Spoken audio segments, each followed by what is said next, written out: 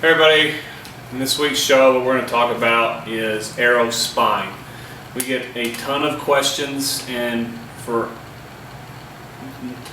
20% of the bows that are mailed in, we have people mail in arrows that they just assume work for their bow because they have decided that they're going to throw 500 grains up front, or they're going to do this or that, and they're not actually thinking about tuning the arrow to the bow. And that is very, very important. And around here we're kind of crazy particular about how we set up our arrows to bows, because we want our customers to be able to go out and shoot the best that they can. So I'm just going to go over some quick things for you real quick in selecting your spine. Most of your boxes are going to kind of tell you, it says 300 on this spine, this is a 300 spine, and this arrow is set up that way even with a collar and a heavier insert.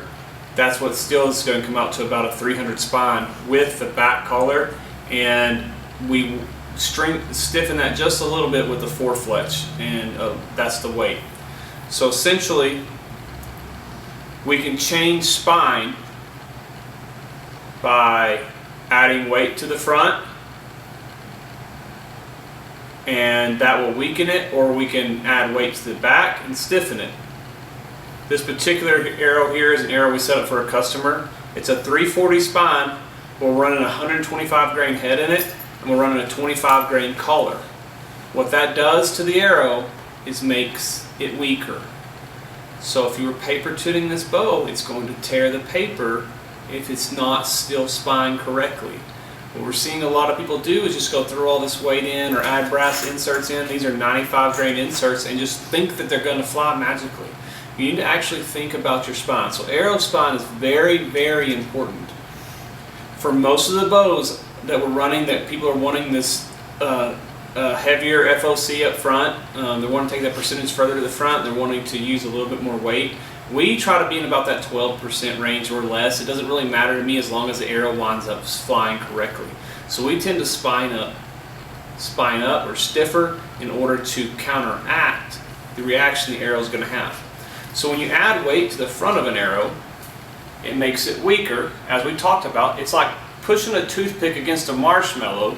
With the soft or the lighter weight up front, it goes right through and doesn't bend much. When we add the weight up front, all that energy hits the back of the arrow, and then it wants to flex. Well, too much flex and your arrow's not going to hit the target as consistently as you want it to. The same thing is if it's too stiff, but I'd still rather see most of you go a little bit stiff on your arrow than too weak.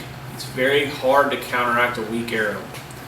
So we're going to go back to basics now. We have multiple spines of arrows. The best thing you can do is start off with what the box says. This one is a 340. We're going to put most of our 60-pound guys in them, maybe 65, depending on draw length. And it just means of what this arrow is going to flex at based on the energy that's entering it.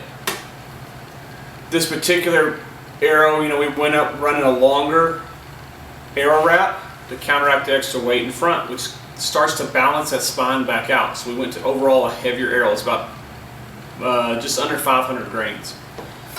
Whereas on this customer, we're not going for big, heavy animals, so we kept it a little bit lighter overall, but we're still going to try to counteract some of the weight we put in front of the bow to keep the spine exactly where we want it.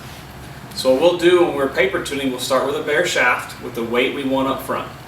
And that'll help us determine if we want a 3 fletch or a 4 fletch, or if we need a wrap or a collar in the back or a lighted knock to start helping balance out what weight we're wanting to run up front.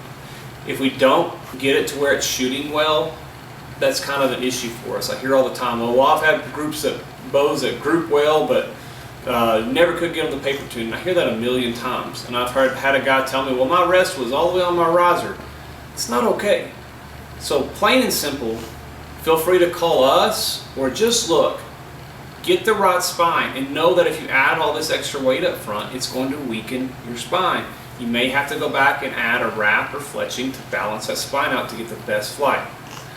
Our next episode of this, or part 2 of the spine, I'll break down spines a little bit more. It's just I've been having a lot of customers sending in arrows with tons of weight, but their arrow winds up being way too weak for their bow. So that's part 1. Check in for part 2.